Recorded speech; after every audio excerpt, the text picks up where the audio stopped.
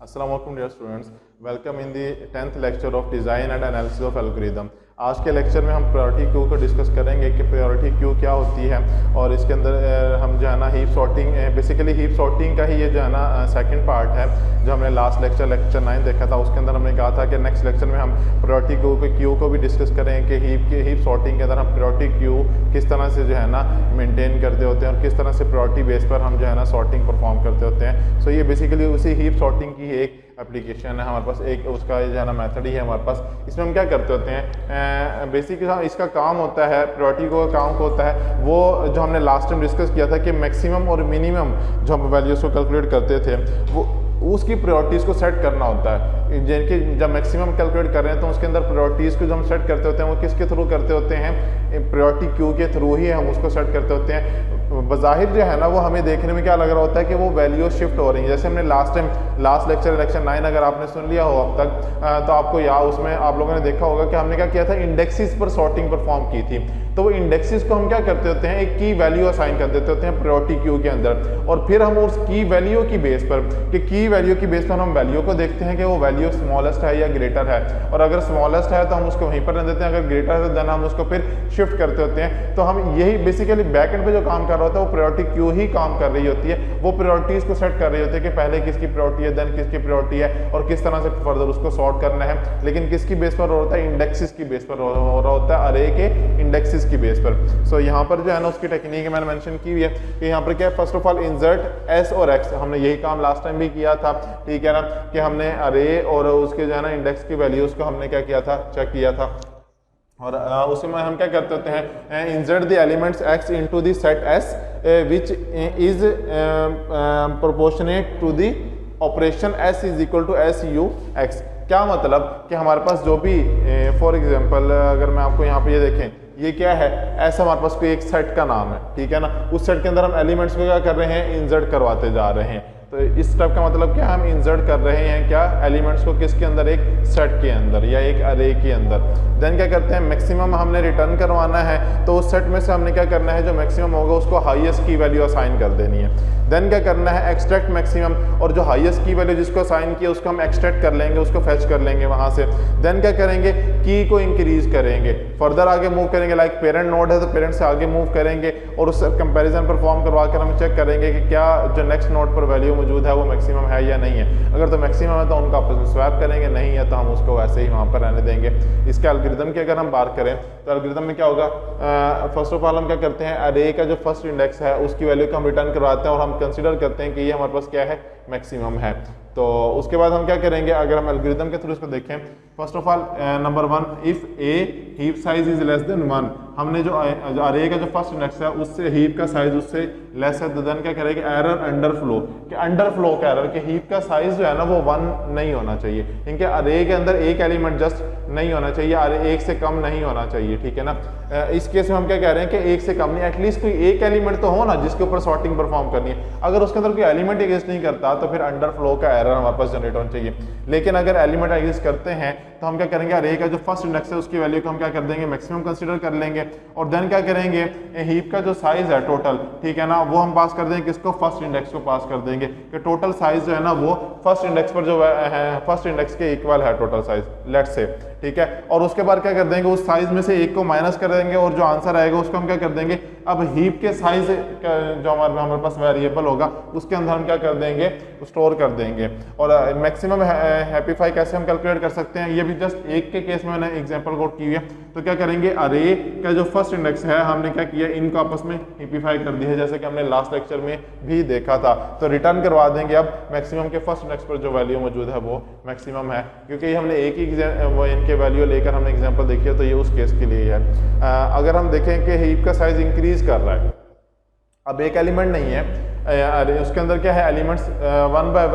1 increase कर रहे हैं, तो देन उस केस में क्या होगा ठीक है ना। हीप इंक्रीज की तो हम क्या करेंगे, जो अरे थी हमारे पास उसके अंदर उसके इंडेक्सेस को हम क्या कर देंगे, इंक्रीज हो रहे हैं वहां पे, और इंडेक्सेस को हर इंडेक्स को फिर हम क्या करेंगे, की वैल्यू असाइन करना शुरू कर देंगे। अगर की वैल्यू हमारे पास अरे के इंडेक्स से लेस देन है तो देन क्या करें, एरर जनरेट करवाए न्यू की इज स्मॉलर देन करंट की, कि जो न्यू की हम असाइन करने जा रहे हैं वो स्मॉलर है किससे, जो करंट की ऑलरेडी एग्जिस्ट करती है उससे, मीन्स जो नई वैल्यू इंसर्ट करने जा रहे हैं वो ऑलरेडी स्मॉलर है, ठीक है। और अगर ऐसा नहीं है तो देन क्या करें, हमारे पास अरे के जो इंडेक्स है उसकी की वैल्यू को असाइन कर देंगे उस अरे के इंडेक्स को, जो भी वो इंडेक्स हमारे पास आ रहा हो करंट इंडेक्स, ठीक है। While I is greater than 1 and जो पेरेंट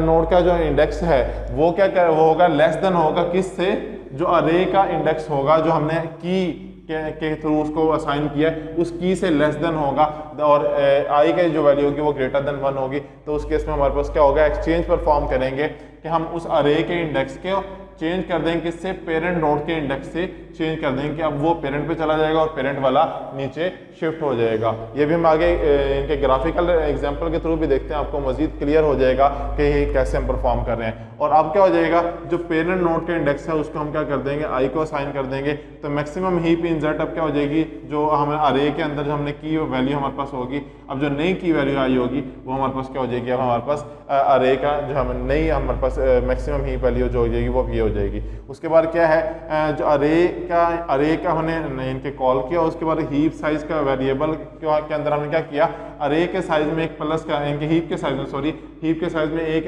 प्लस करवा कर हमने क्या कर दिया, वो इसको असाइन करवा दिया, इसके अंदर स्टोर करवा दिया। और क्या किया कि हीप का साइज अगर तो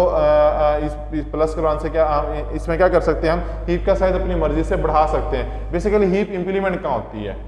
इस पॉइंट को समझने से पहले हम अभी यहीं पे यहाँ की के बाद के जो हम ये 3 स्टेप है हम अभी इनको डिस्कस करते हैं। लेकिन इससे पहले मैं आपसे ये पूछना चाहता हूँ कि हीप को हम इस्तेमाल कहाँ करते हैं।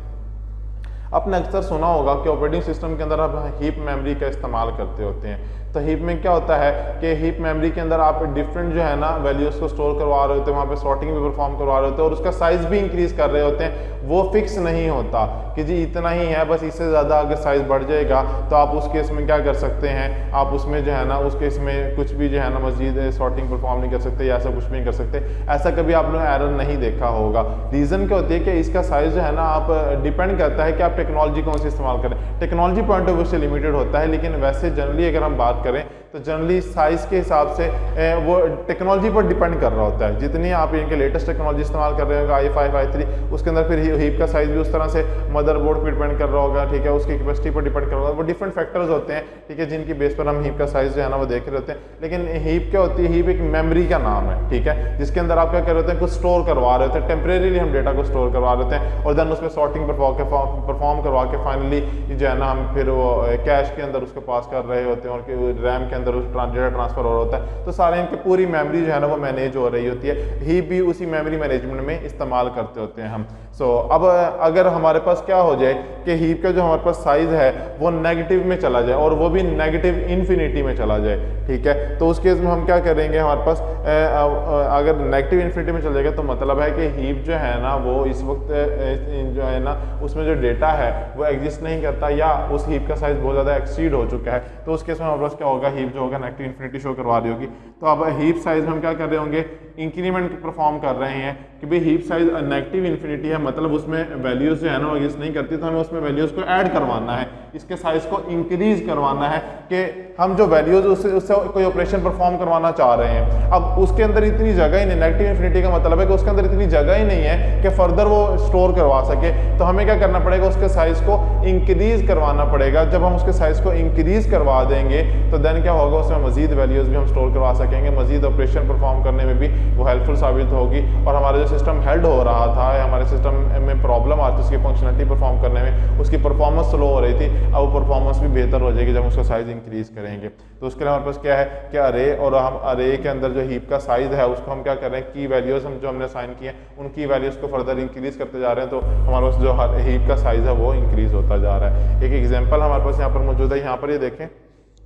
15 13 9 5 12 8 7 4 0 6 2 1 अप टू सोन। ठीक है, हमने एलिमेंट्स ऐड करवाते चले गए। उसके अब अगर इसकी बात करें तो हमारे पास देखें 16 14 8 2 15 1 7 हमारे पास क्या है, ये सारा हमने उसको ड्रॉ कर लिया है। ठीक है, अब अगर हम यहाँ पर देखें तो ये जो एलिमेंट है ये इससे भी ग्रेटर है और इससे भी क्या है, ग्रेटर है। तो अब इसका मतलब क्या है, यहाँ पर हमें सॉर्टिंग परफॉर्म करने की जरूरत है कि इन दोनों को आपस में क्या होना चाहिए, चेंज होना चाहिए। ठीक है, यहाँ पर एक और काम भी हो सकता है, जिस तरह से अभी यहाँ पर अगर आप देखें तो हमारे पास 4 भी गिवन है। ठीक है, 4 गिवन है, तो अगर मैं यहाँ पर 15 की जगह क्या कर लेता हूँ, 4 रख देता हूँ। ठीक है, देन उस केस में क्या होगा,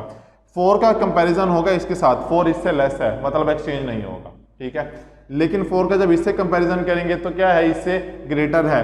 तो इससे मतलब 4 की पोजीशन क्या होगी हमारे पास, बिल्कुल ठीक होगी कि 4 यहीं पर रहेगा, 4 को हमें एक्सचेंज करने की जरूरत नहीं होगी। लेकिन अगर हमने 15 को यहाँ पे प्लेस किया है तो उस केस में क्या हुआ, 15 जब प्लेस करेंगे, 15 का इससे कंपैरिजन करेंगे तो 15 इससे ग्रेटर है, इससे कंपैरिजन करेंगे तो ये भी इससे भी ग्रेटर है, तो मतलब 15 को यहाँ होना चाहिए और 8 को कहाँ होना चाहिए, यहाँ पर होना चाहिए। तो नेक्स्ट डायग्राम में अगर आप देखें तो ये देखें 15 शिफ्ट हो चुका है, कहाँ पर, ऊपर शिफ्ट हो गया, और यहाँ पर अब ये पेरेंट नोड है और ये चाइल्ड नोड बन गया, जबकि पहले क्या था, 8 चाइल्ड नोड था हमारे पास, सॉरी 8 पेरेंट नोड था और 15 चाइल्ड नोड था। सिमिलरली अगर हम फर्दर इसको ऊपर कंपैरिजन करवाएं तो यहाँ पर ये देखें 14 से ग्रेटर है और 7 से भी ग्रेटर है, तो मतलब इसको यहाँ पर शिफ्ट होना चाहिए, पेरेंट नोड इसको होना चाहिए था और इसको चाइल्ड नोड होना चाहिए था, तो हम इसको भी शिफ्ट परफॉर्म करेंगे। तो ये देखें यहाँ पर हमारे पास ये सॉर्ट हो गया है। तो अगर अब आप देखें, फर्स्ट ऑफ ऑल 16 15 14 2 और 8, और उसके बाद इसकी अगर चाइल्ड नोड में बात करें तो 2 चाइल्ड नोड है कि एक में 14 आ गया और दूसरे में क्या 7 से लेस 1 है, तो ये बिल्कुल ठीक है, ये सॉर्टेड है। ठीक है, 16 की अगर बात करें, 16 में क्या है, 10 9 और 3, तो ये भी देख लें, ये भी एक तरह से, तो ये एक तरह से नहीं बल्कि वाकई ही एग्जैक्टली क्या है, ये सॉर्टेड है। तो हमारे पास इस तरह से हम क्या करते हैं, सॉल्व कर सकते हैं। अगर हम इसके एल्गोरिदम की जनरल बात करें कि अगर आपने हीप का कोई एलिमेंट डिलीट करना है तो डिलीट किस तरह से किया जा सकता है। डिलीट करने के लिए हम लोग क्या करते होते हैं, हीप डिलीट का फंक्शन इस्तेमाल करते होते हैं, ये हमने खुद डिक्लेयर किया, क्योंकि जनरल अभी हम एल्गोरिदम बना रहे हैं ना, तो जनरल में हम खुद ही अपनी मर्जी के नाम दे सकते हैं, अपनी मर्जी से मैंने इसे ही डिलीट का नाम दे दिया और देन क्या किया, अरे हमारे पास एक मौजूद है, ठीक है ना, उसके इंडेक्सेस में से किसी इंडेक्स को हमने डिलीट करना है, किसी एक इंडेक्स को हमने, तो देन क्या करेंगे, अरे के जो टोटल नंबर ऑफ इंडेक्स होंगे हम वो क्या करेंगे, पहले तो हीप का जो टोटल साइज है उस अरे के लिए, ठीक है ना, वो